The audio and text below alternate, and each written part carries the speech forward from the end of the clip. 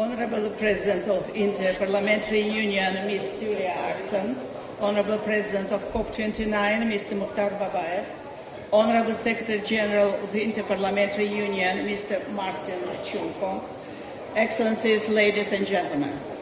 It's my great pleasure and honor to welcome you to the parliamentary meeting organized by Inter-Parliamentary Union and the Milli Majlis of the Republic of Azerbaijan on the occasion of the COP29.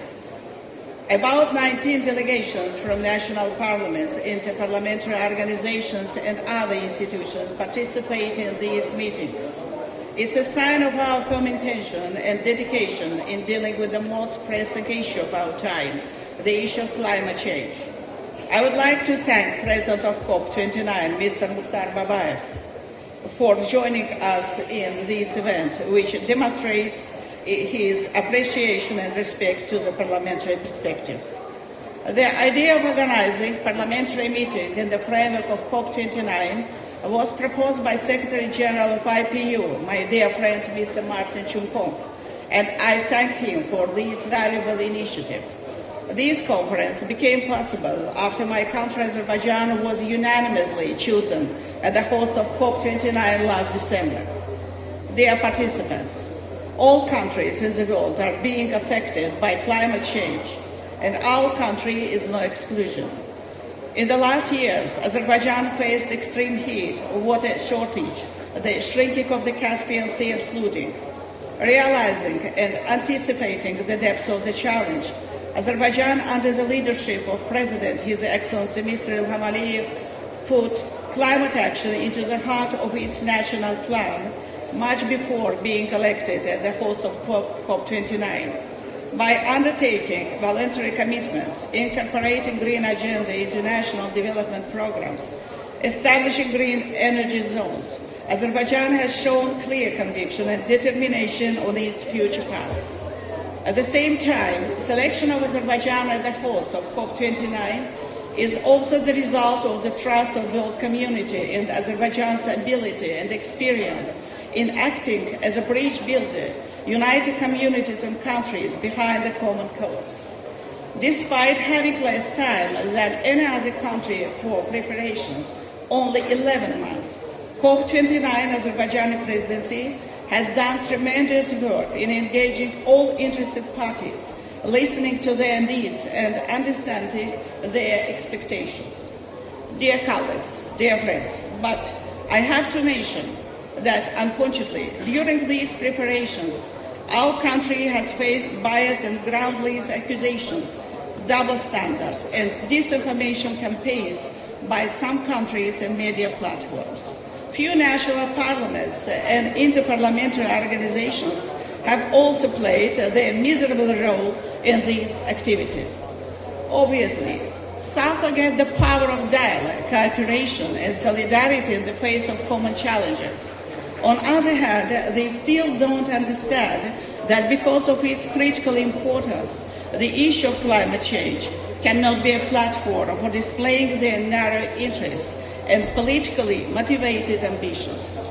Dear participants, despite these unpleasant circumstances, COP29 has been successfully launched and continues its work with engagement of all interested parties.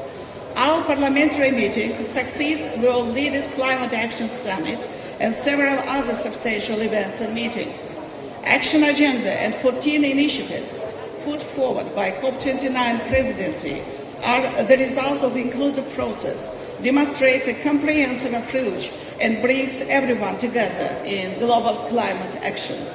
Some important results have already been achieved through ongoing discussions. I am not going into the details, and I believe Mr. Mukhtar Babayev, President of COP29, will touch upon these issues in his speech. Ladies and gentlemen, where do our parliaments stand in global climate efforts? What is our role?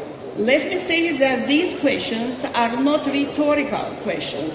They have answers.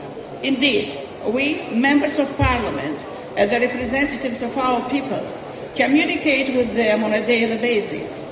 We are the first to witness the devastating effect of climate change on them.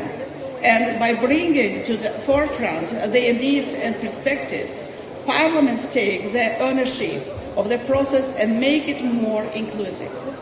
Our parliaments possess necessary tools through legislation, budgeting or oversight to support our governments in advancing climate action. I am sure that most of our parliaments have already enacted laws that focus on emission reductions, energy transition and green development. Dear colleagues, climate change is humanity's biggest challenge that goes beyond any national borders and demands collective efforts. It gives me a pride and joy to see so many parliamentarians from around the world to join us here today. It shows our unity for common cause with strong involvement to the process. Our parliamentary cooperation in sharing our knowledge, expertise and best practices gains a special significance and benefits us all. I would also like to commend the role of the Interparliamentary Union, staying true to its vision of dialogue and solidarity. It mobilizes us around vital initiatives, including climate action, and ensures our voices being heard. But as the climate crisis is getting worse, the task of eliminating adverse effects of climate change gets harder because we have less and less time. It is evident that the fight against climate change needs even more, and in these circumstances, there is also a need for us to step up our involvement. We need to further improve our legislation, encourage our governments to better mobilize their efforts and exert pressure on them to fulfill their commitments. Increasing cooperation with civil society will help us better understand their concerns. Dear colleagues, our two-day meeting and the outcome document, which reflects our common positions, focus on the most pressing problems and critical issues: climate finance, mitigation and adaptation, transparency, nationally determined contributions. These are also the priorities of COP29 Azerbaijan presidency. In fact, they reflect today's global climate agenda. Obviously, there is no need to invent the wheel again. Rather, success lies in turning common desire and words into concrete actions. COP29 is a critical moment for the global climate action. Responsibility to act is for us all. And now is the very moment to show global solidarity and unity.